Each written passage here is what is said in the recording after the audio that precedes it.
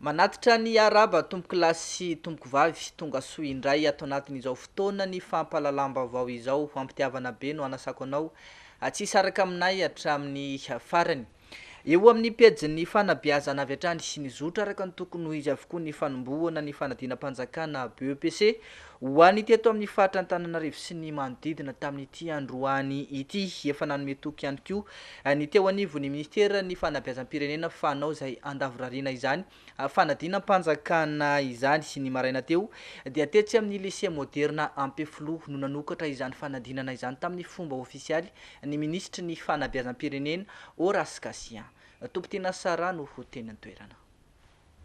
Saika tonga avokoa ny mpampianatra isahana ny fiambenana ireo mpianatra amin'ny fanadinam-panjakana BEPC tamin'ity androany ity raha ho an'ny fitoeram-panadinana teto Antananarivo renivohitra sy ny faritra manodidina. Nijery fotony ny fanomanana sy ny fanatanterahana ny fanombohana ny fanadinana tetỳ amin'ny LMA Ampefilo moa androany ny ministra Horace Kassia mba hisorohana ny famerenana ny fanadinana toy ny tranga tamin'ny fari-petitym-pampianarana misy 5 tamin'ny fanadinam-panjakana CEPE teo dia efa nisy ny fepetra ndraisin'ny ministera araka ny fanazavana nety ny ministry ny fanabeazam-pirenena hatrany. Araka ny efa nampahafantarina anareo moa dia ivitoerana 3 sy arivo no anatanterahana an'ity fanadinana BEPC ity manerana ny Madagasikara. Nisan'ny mpiadina moa dia 970 sy 700 sy 7 sy 4 alina sy 3 hetsy. Zany hoe eo amin'ny 10 alina latsaka kely eo. Araka ny voalazako teo dia efa niraisina ny fepetra rehetra mba tsy hisiny ny aya. Ny teto andrenivohitra range no nampy aya kely zay mety nisiny ny fitokonana ny kompania pitatera. Nefa araka ny vaovao azo androany maraina zao dia tsy nisy olana ny momba an'iny. Ankoatran'ny ministra tompon'andraikitry ny fanabeazam-pirenena dia nanome tsorany manokana ho an'ireo mpiadina tetỳ amin'ny faritra nahalany azy ihany koa ny solombavam-bahoaka ny boriboritany faha5 androany. Amma député amin'ny Madagasikara ny tenanay moa indrindra eto amin'ny boriboritany faha5 dia tsodrany ankizy rehetra nanao BEPC seconda mba ho afaka soamantsara. Marina fa nisy mipesy fa tamin'ity nisy fitokonana kanefa efa mahatsara fiomanana daholo izy ireo dia manantena fa indrindra ty amin'ny boriboritany faha5 mba hisy vokatra tsara mitodrany zava-mahery dia mitodrana ireo ankizy rehetra ireo mba samy afaka soamantsara. Fa ny taranja malagasy sy ny fahalalana momba ny zavaboary na ny SVT no nanadinan'ireo mpianatra tamin'ity andro voalohany ity. Samy nanana ny fahitany ireo taranja roa ireo moa ny mpiadina ny taranja malagasy izay isan'ny be naoty indrindra ato anatin'izao fanadinana BEPC izao. Tompon-tena sara ihany no nanao ny fanadidina. Coefficient 3 zany hoe sur 60 ny naoty amin'ny taranja malagasy amin'ity fanadinam-panjakana BEPC ity. Taranja isan'ny be naoty indrindra amin'ireo taranja anadinana. Araka izany efa mety hamaritra sahady ny naotin'ireo mpiadana ny naotiny amin'ny taranja malagasy. Samy nanana ahitany lazadina moa ireo mpanala fanadinana tamin'ity maraina ity. Netinety ihany nisy dia efa nisy nety nisy obonana tsy dia hay dia nisy nety efa nisy fanianarana tranotrano. Tamin'ity examen ity aloha ny malagasy somary sarosarotra fa tamin'ny asadeny sy fitodika ny tena tsy dia tena fantako fa afatr'izany mety daholo. Ny hariva teo kosa dia ny SVT na ny science de la vie et de la terre no natrehan'ireo mpianatra. Maro ny ankizy nahita fa antonony ihany izany lazahadiny izany. Fa ny lafim-baovao mahakasika ny politika raha ny marimarina kokoa dia ny lafim-baovao mahakasika ny fiatrehana amin'ny fiomanana ny fifidianana no arahantsika manomboka amin'ity vaovao manaraka ity nampahafantarina androany. Tetsy amin'ny foibe toerany CFM tetsy Ampefilo ny fijoroan'ny komity iombonana ho an'ny dinam-pifidianana. Ahitana ny fiarahamonim-pirenena misehatra amin'ny resaka fifidianana sy ireo rafim-panjakana toy ny CENI, ny CFM, ny Bianco sy ny Samifine ary ny CNIDS na ihany koa ny komisiona manokana amsahana ny fampanajana ny zon'olombelona. Izany ho natao dia ny ampanajana ny lalàna mahakasika ny fifidianana, hisorohana ny korontana ary ahafahana mampanaiky izay voka-pifidianana hitranga. Ny Antsipriano mahakasika izay. mizotra makany amin'ny fametrahana fifidianana ekendrehetra sy tsy misy korontana amin'izao fotoana izao ny fikambanana sy ny rafitra samihafa voakasiky ny fikarakarana ny fifidianana. Isan'ny dingana tongavana amin'izany ny fananganana ny komity ombonana ho an'ny dinam-pifidianana, ahitana ny fiarahamonim-pirenena misehatra amin'izany ary ny rafitra ara-panjakana toy ny CENI, CFM, Bionco, ny Samifin ary ny CNIDH na ny komisiona misahana ny fampanajana ny zon'olombelona. Izany natao dia ny ampanajana ny lalàna mahakasika ny fifidianana, isoroana ny korontana ary anekendretra ny voka-pifidianana. Miararesy lahatra izy ireo, izay zany fa ireo petsetra rehetra miatrika ny fifidiana, indrindra fa ireo mpilatsaka ho fidiana sy ireo antoko politika, dia tokony anazy ireo foto-kevitra iorenany ny atao hoe fifidiana demokratika izay hitondra ho amin'ny fifidiana marina na hoe intégrité électorale. Dia reto avy izany foto-kevitra zany: ny fahitsiana, ny tsy fitanilana, ny fanajana ny lalàna, ny zo rehetra sy ny fahafahana rehetra. Satria fantatritsika fa tsisy ny krizy vaovao izay mety hampitondra fifaisana indray ny firenena raha toa izy ireo ka mampiseho ny fahavononany hanaja tsara ny zotra-pifidiana processus électoral ka tsy hanao izay isiny korotana na sanatria ampikatso mihitsy aza. Izany indrina no natonga izao komity izao namola vola ny atao hoe dina ara-pitondratena sy fahitsiana ho an'ireo mpilatsaka ho fidiana ho fitoniana amin'ny fifidianana filoham-pirenena. Ny dina ho apetraka zany dravitra izy io moa zany mbola aseho ny antoko politika isan'azy sy ny candidat. Izany dina izany dia mamela belatra ary mampiseho ny fahavononana ireo mpilatsaka ho fidiana candidat ireo izay tsara sitrapo mba hitondra tena tsara na mialoha na mandritra na oriny ny latsabato. Kiambana ao anatin'ity komity ombonana ho an'ny dinam-pifidianana ity ihany koa ny roy ny Justice et Paix, ONG Toloso ary ny fiarahamonim-pirenena ny firenena mikambana Transparency International izay manana rasa mangaika eto amintsika hanamafy ny fanaraha-maso ny fifidianana.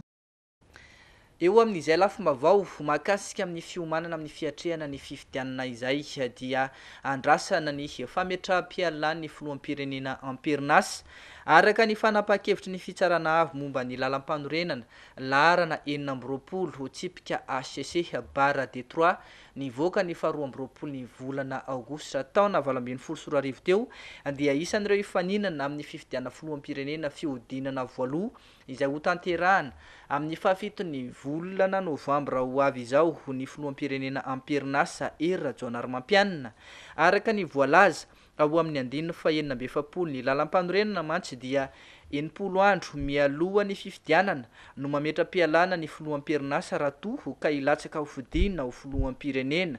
Izany hoe tokony ho vita hatramin'ny 1 volana septambra ho avy izao izany fametraha-pialana izany araka io andininy io. Tsy mbola nahenona fanazavana kosa ny filoham-pirenena hatreto mahakasika izay fametraha-pialana izay nambara ny filohany Anteny Merandolona ankilany fa tsy maintsy izay voalaza ny lalàna no hajaina amin'ny firosoana amin'ny fanatanterahana ireo dingana rehetra ireo ity farany izay voatendriny io andininy ao anatin'ny lalam-panorenana io fa tsy maintsy solotoerana ny filoham-pirenena noho ny fampandehanan-draharaha mandra-pipetraka izay filoham-pirenena ho avy eo. Lalàna foana io raha tsika ny lalàna mazava tsara ny lalàna na ny ialan'ny président zay efa natsaka candidat fa officiel zany efa niteny izy fa hiala ho fa ataoko hoe ny mba hitovy amin'izay voalazany lalàna ny constitution zany tsy misy asina dia resaka betsaka moa izany. Ahoana ny fahefan'ny olona misolotoerana azy dia misy lalàna koa azo amerana an'izany anatin'ny fa misy mazava tsara ny anatin'ny constitution antsika hoe inona ndraikitra ny premier ministre, inona ndraikitra ny président Sénat, inona ndraikitra ny président Assemblée nationale dia izay no amafisana fa tsy zavatra ohatran'ny ataoko hoe ny zavatra voasoratra mihitsy akory zany atao. Fa fantsahana ny lalam-panorenana ny fanemorana ny daty anatanterahana ny fifidianana filoham-pirenena raha ny nambara ny filoha mpanorona ny antoko avy Norbert Lala Ratsirahonana ity farany ihany koa izay efa filohan'ny fitsarana avy momba ny lalam-panorenana teo aloha ny Antsipriany. Atramina moany fitsarana avy momba lalam-pandrenana ny anaran'ireo kandida afaka hilatsaka ho fidiana ho filoham-pirenena. Maro ny mpanao politika sy ny mpanohana ny kandida zatsy na zaroa zary mifanaratsy sy mifanenjika. Tonga hatramin'ny fitorianan'ny kandida sasany amina raharaha maloto ampiatonana ny fahafahany mandray anjara ao anatin'izany fifidianana filoham-pirenena izany. Ho an'ny filoham-panorana antoko avy dia tetika sy fiady politika ihany reny. Tetika daholo zany rehetrarehetra zany efa nanay dia tsotra zay amin'ny maha-mpisara anay dia tsotra ny hevitro manokana raha misy zany dia avainy profy dia zay no izy. Fa raha ohatra filazana fotsiny hoe nanao an'izao na nanao an'izao na afaka miteny izany daholo ny rehetrarehetra.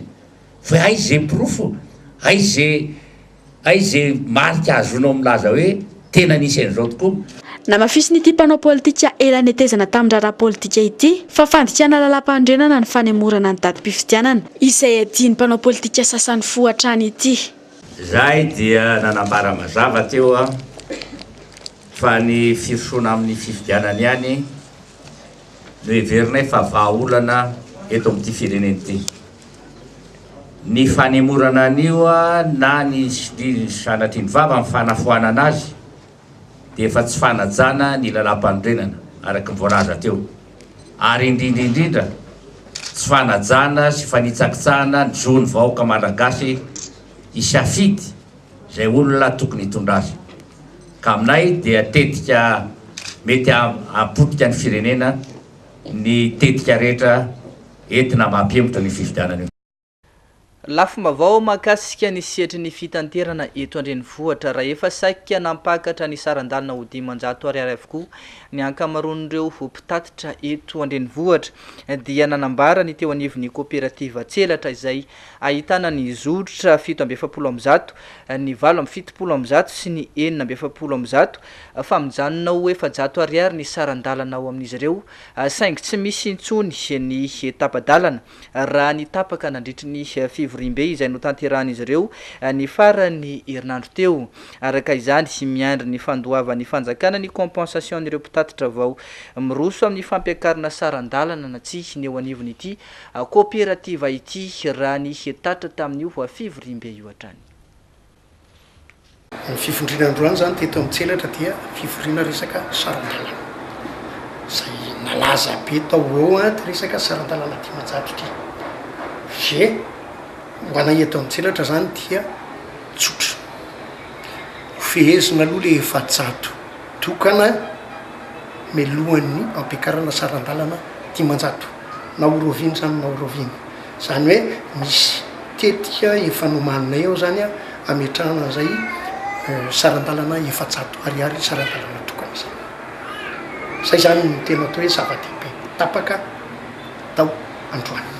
Zay mifanavaka hevitra ny rehetra tao hoe aleo aloha 700 tokana mandray compensation fa kosa tsy hoe iandro ny sirabon'ny fanjakana hoe na afaka elabe indray vomeno ny compensation fa hoe tokony ho aloha ara-potoana zany lay compensation zay mbola rano taona 2017 nyresahana dia mbola misy efa-bolana safidy ho ary 100 ny rehetra miteny hoe 700 sarandalana tokana aloha no fiesana nazavaina tamin'ny antony inona ny malafo ratsy ny 500 inona ny lafo ratsy ny 700 inona ny lafo tsara ny 700 inona ny lafo tsara ny 500 dia natao ny safidy dia ny 700 sarandalana tokana plus compensation aloha atreto fa zany tsy misakana hoe rehefa tonga ny fotoana ampiakarana 500 rehefa ilaina zany.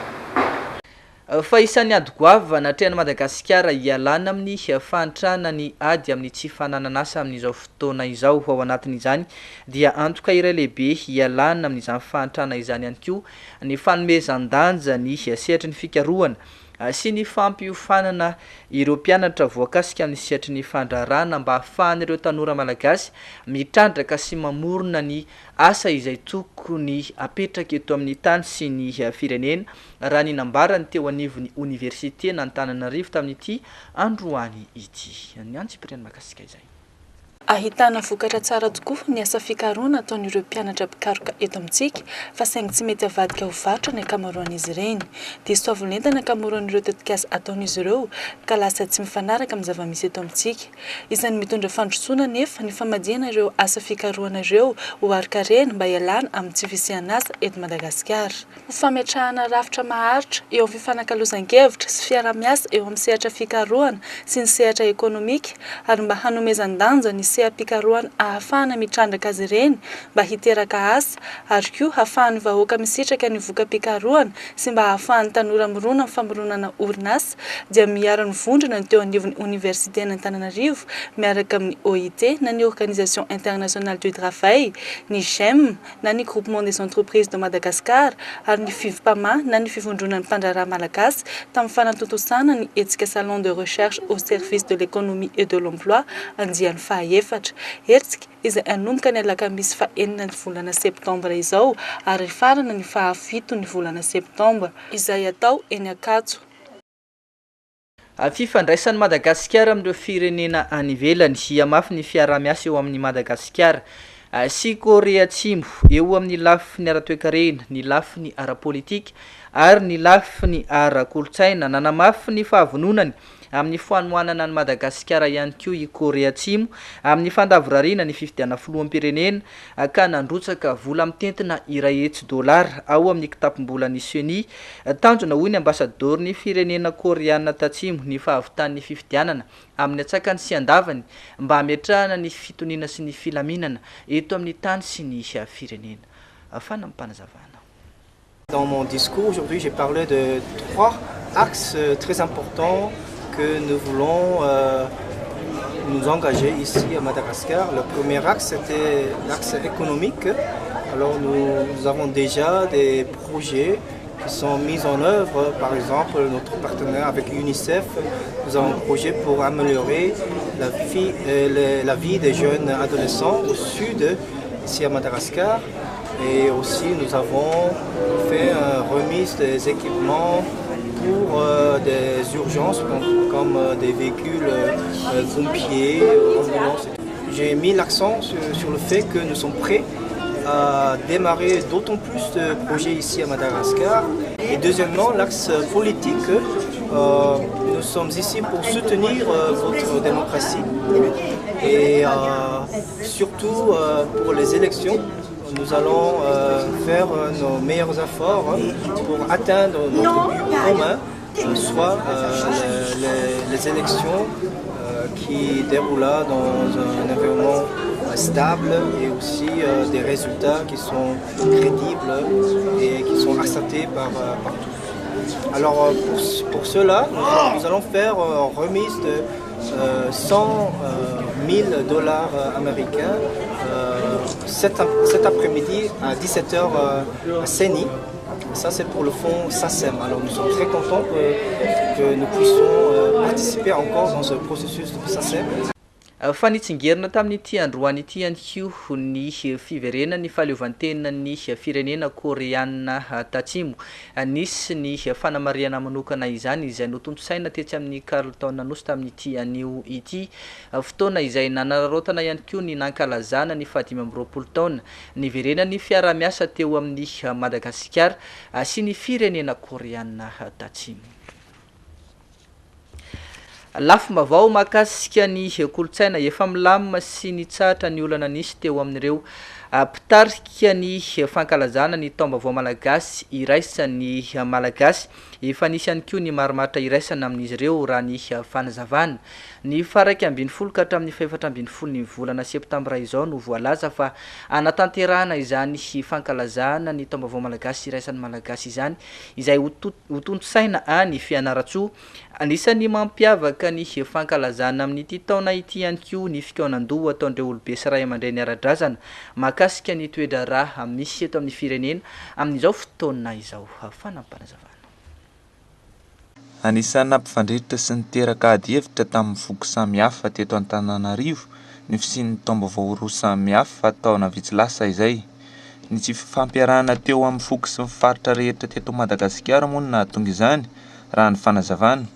satria dia samy manana ny vanim-potoana sy endrika entina kalazana ny taom-baovao ny foko sy ny fary tsirairay. Mba hisiany maromaritra iraisana amin'izany fankalazana izany moa dia efa nisy ny komity natao hikarakara ka ahitana solon-tiana avy amin'ny foko tsirairay avy.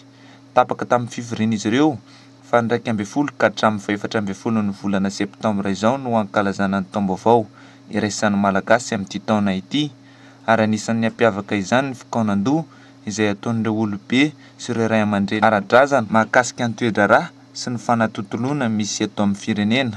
Mikarakara ny taom-baovao malagasy iraisan'ny malagasy na ny malagasy mampiray firenena izay ankalaza ny andiany faharoa an'izany taom-baovao iraisan'ny malagasy zany any Fianaratsoa ny loataona 1 2 4 septambra 20 sy 2020 avy zao.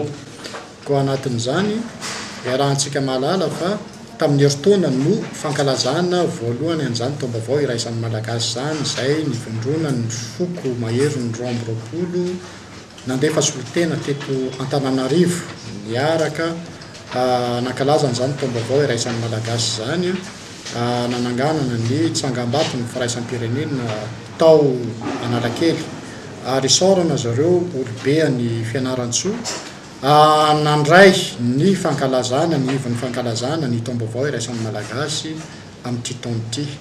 Ao anatin'izany moa no iantsona nyreo ray aman-dreny ara-drazana rehetrarehetra manerana ny Madagasikara, reo Ndreno, ny Ampanjaka, Tangalamena, Andrina, Sojabe, Lonaky, Mpitanazomanga, Banomona, Pijoro sy ireo malagasy rehetra izay mbola mandala ny maha-malagasy eo avy na andefa solon-tena isam-poky na isam-paritra na isam-batan'olona ho an'ny Fianaratsoa amin'izany vanim-potoana izany iaraka ankalazana izany taom-baovao iraisan'ny malagasy zany, ary amin'izay fotoana izay koa no amin'ny andiany faharoa ny 13 sy ny 14 septambra no anaovana ny vovonany ray aman-dreny ara-drazana manerana ny Madagasikara andiniana ny sotoavina malagasy sy ny rarahan'ny-pirenena. Tsy misy fanavaka vahampoko sy fatra araka izany ity fotoam-pankalazana ity fa hanasana ny vahoaka malagasy rehetra